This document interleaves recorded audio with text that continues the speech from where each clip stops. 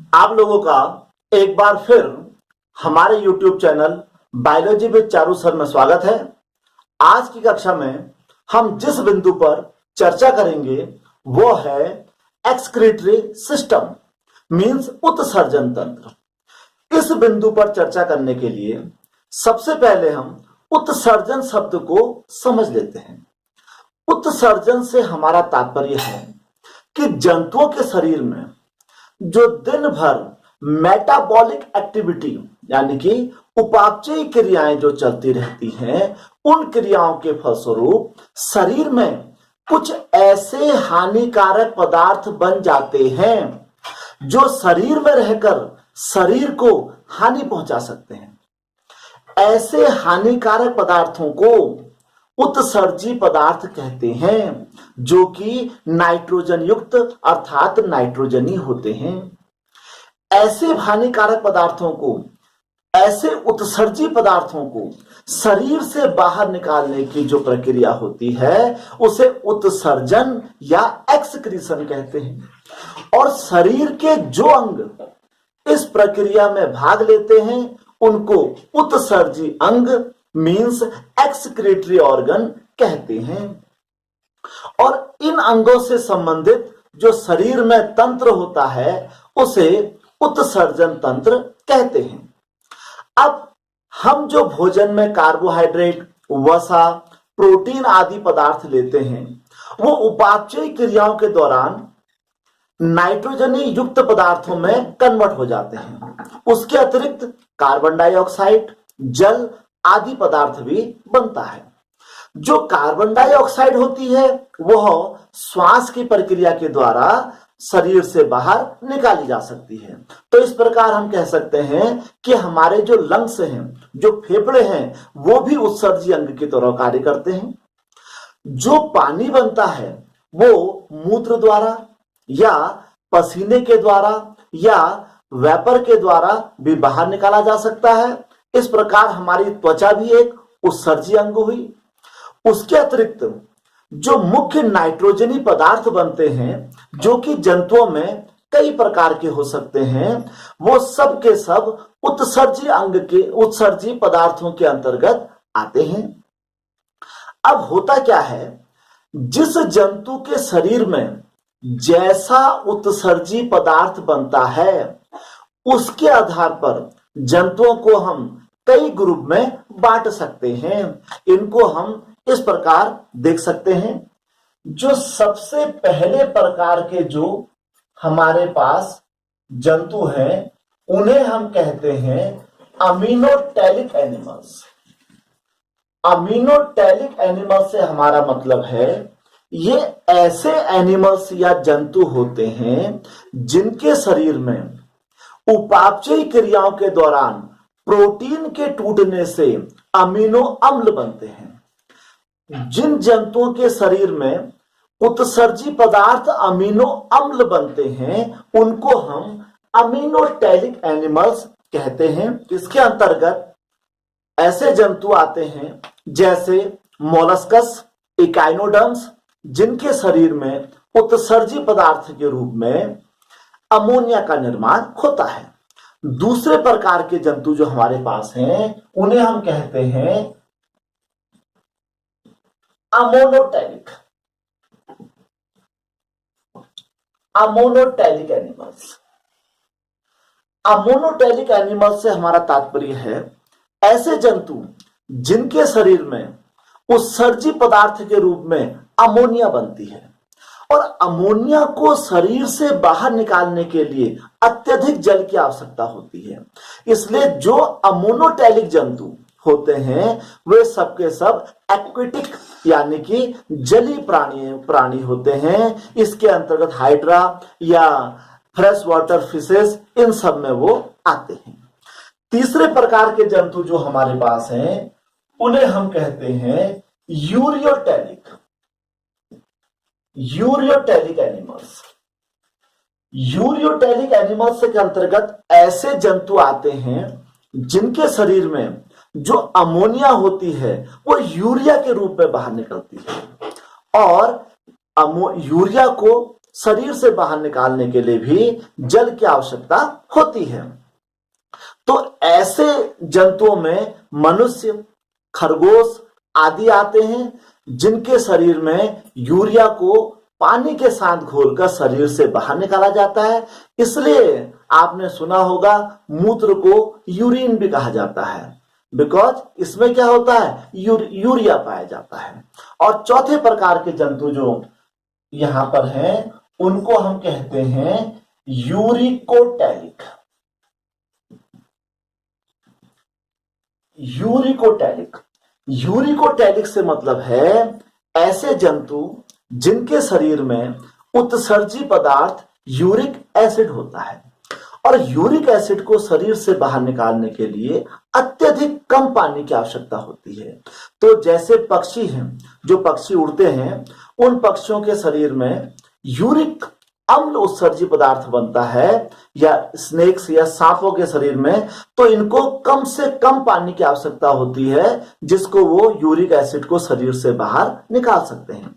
तो इस प्रकार शरीर में उपापचयी क्रियाओं के फलस्वरूप जो उत्सर्जी पदार्थ बनते हैं वो जिस प्रकार के होते हैं उसी प्रकार के जंतु को हमने उसमें कैटेगराइज कर दिया है।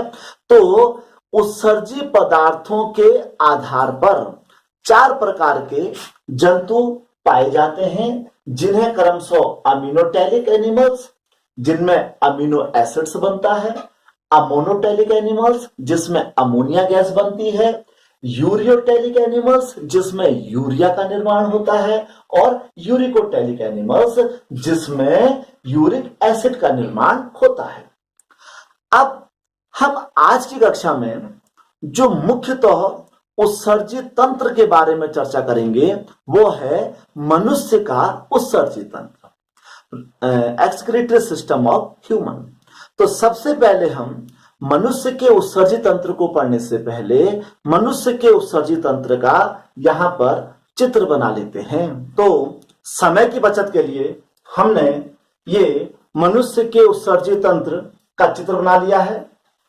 तो इस चित्र में यदि हम देखते हैं तो मनुष्य के उत्सर्जित तंत्र का जो सबसे मुख्य भाग होता है वो एक जोड़ी किडनी, जिन्हें वृक्क कहते हैं, जो शरीर में 2 होती हैं, इन्हें लेफ्ट किडनी व राइट किडनी हम कहते हैं। ये शरीर में स्पाइनल कॉर्ड के लेफ्ट और राइट में लगी रहती हैं।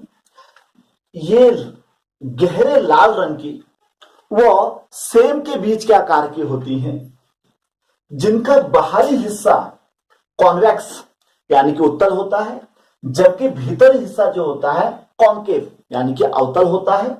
और ये जो किडनी होती है, जिनको हम वृक्क या गुर्दा कहते हैं, ये लगभग 10 सेंटीमीटर लंबी व लगभग 5 से 7 सेंटीमीटर चौड़ी व 3 से 5 सेंटीमीटर मोटी होती है। इसको यदि हम इस प्रकार से यहां लिख दें तो ये इसका 10 सेंटीमीटर करीब लंबी और लगभग 5 से 7 सेंटीमीटर यह चौड़ा होता है, वो लगभग 3 से 5 सेंटीमीटर ये चौड़े होते हैं। ये 10 सेंटीमीटर लंबे, 5 सेंटीमीटर चौड़े और 3 सेंटीमीटर ये मोटे होते हैं।